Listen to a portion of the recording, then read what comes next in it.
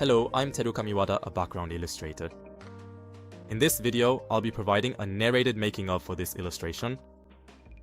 From creating the piece in Blender to the final adjustments in Photoshop, I'll be covering the entire production process, so please watch until the end. Now, let's get started with the main part of the video. First, I'll create the main element of the layout, the staircase. I start by flattening a cube, then use the Array Modifier to duplicate it and form the stairs. By increasing the number of steps with the modifier, it becomes much easier to make adjustments later on. At the same time, I adjusted the camera's position and settings to roughly determine the composition. I'm modeling everything to scale so that there won't be any inconsistencies in style or proportion with the objects I'll add later. Next, I'll create the parts around the stairs. For the parts that go at the ends of the stairs, I use the snap function to shape them along the staircase. I then extruded these parts and attached copies to both ends. Now I'll make the stair handrails. Once I've prepared a straight line that follows the shape I want for the handrail, I change it from a mesh to a curve. By adding thickness to the curve, I transform it into the shape of a handrail.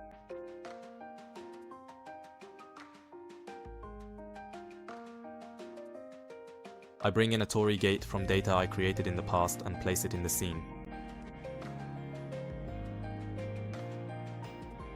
I create a plane for the ground area and then lightly add some terrain to the ends of the stairs as well.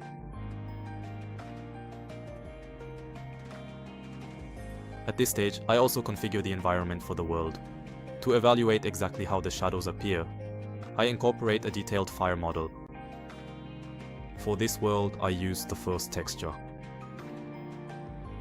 Now that the world settings are done, I'll move on to refining the terrain. After assigning a texture-based material, I subdivide the mesh sufficiently. I use a Displacement Modifier to add bumps and unevenness to the terrain. Now that the terrain is finished, I'll start placing trees from here. Since it's difficult to create natural objects like these from scratch, I'm using high-quality asset packs. By adding low-growing plants as well, I can create more visual variety. When duplicating, I also change the angle and size to avoid making the arrangement monotonous.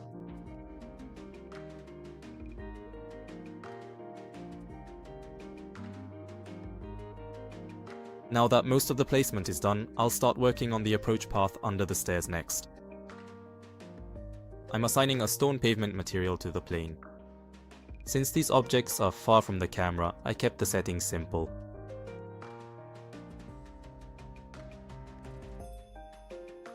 I also changed the ground material to one that looks like it's covered with small stones and adjusted the brightness a bit. Now that I've finished making the mountain path, I'll move on to creating the water. This time, I'm using an add-on called Real Water to create it. By simply adjusting the settings, you can create beautiful water effects, including realistic light patterns, so I highly recommend it.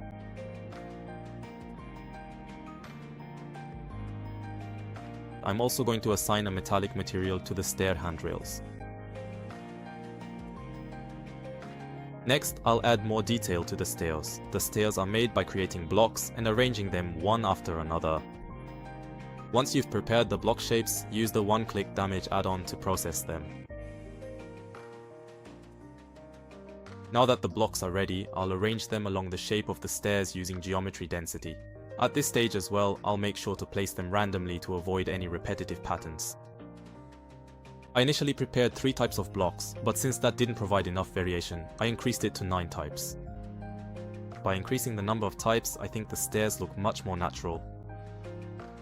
However, in the current state, the blocks are too neatly aligned, so I'll adjust the settings to randomly shift their positions.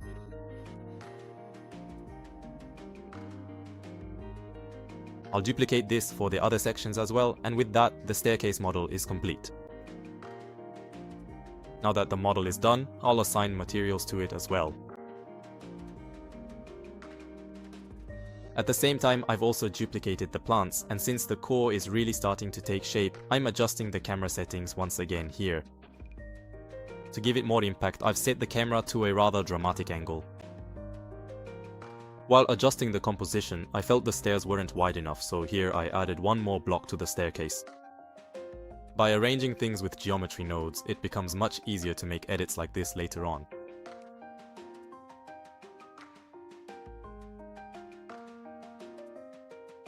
Next, I'll create the model for the edge of the stairs. Just like with the stairs, I'll divide it into blocks and then use the one-click damage tool to shape it. Adjust it so that it doesn't look the same, and once you've duplicated it to the upper part as well, the edge of the stairs is complete. Since the material of the stairs was just simple rock, I'll add some moss here to increase the level of detail. I'm using ambient occlusion intensity to make sure the moss material appears in the recessed areas. Additionally, by using a noise texture, I make the moss appear in random spots as well, and with that, it's complete. Next, I'll add the stone lanterns. These are also models I made in the past, but since I wasn't quite satisfied with their shape, I made some adjustments. After assigning the same material as the stairs, I duplicate them as instances to prevent the scene from becoming too heavy. I'll also place lanterns beside the stairs. I placed lamps inside the lanterns beside the stairs. By adding warm colors to the green scene, it creates an accent. Next, I'll create a stone fence at the boundary between the ground and the stairs. I've added a coating to the stone material to give it a glossy finish. I'm also adding plants around the fence to make it look more natural. I'll place trees along the mountain path as well. Since I wanted to create a Japanese-style atmosphere, I used willow trees. I was concerned about the shape of the torii gate, so I'm making some changes. Also, by intentionally tilting it, I'm creating a slight visual illusion. With a 3D base, the perspective can sometimes look too perfect and lack impact, so it's sometimes necessary to use tricks like this.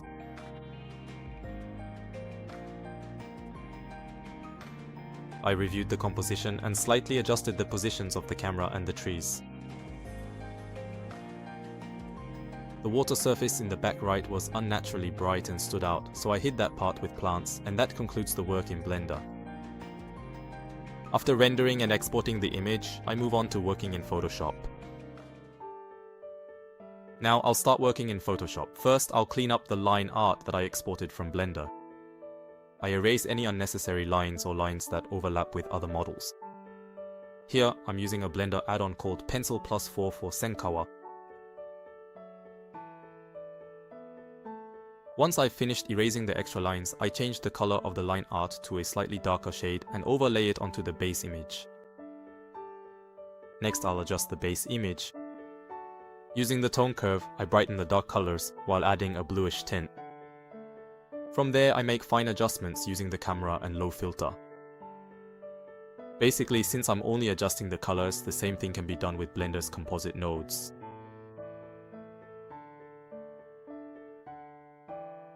Next, using the Z depth gradient obtained from Blender, I adjust the image so that it becomes bluish white as it recedes into the distance.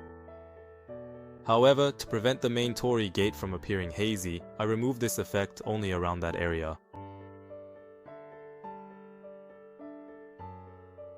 Next, I'll adjust the color of the water.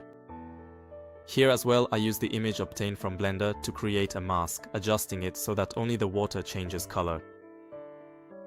To create a fantastical atmosphere, I make it brighter and more vivid. At the same time, I also adjust the torii gate to be more vibrant, making it a striking focal point.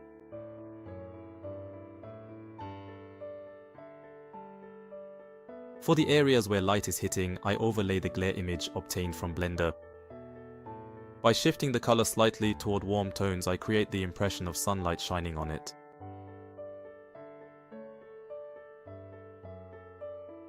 I also adjust the handrails of the stairs, adding a hint of blue to evoke the feel of cold metal. By doing this, I create a contrast between the warm-colored areas and the shadows, resulting in a more dynamic image.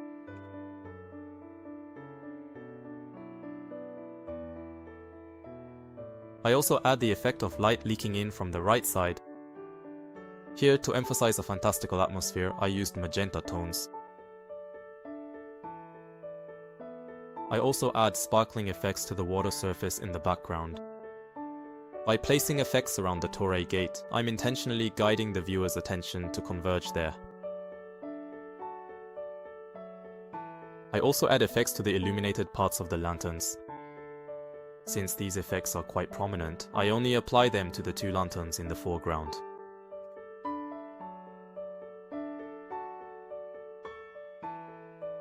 Finally, I add warm-colored sunlight filtering through the trees from the upper right and adjust the lighting on the stairs to complete the piece. I think the result is an image where various colors blend together fantastically. I will continue to upload illustration making videos using Blender, so if you're interested, please subscribe to the channel and stay tuned. I would also really appreciate your comments and likes.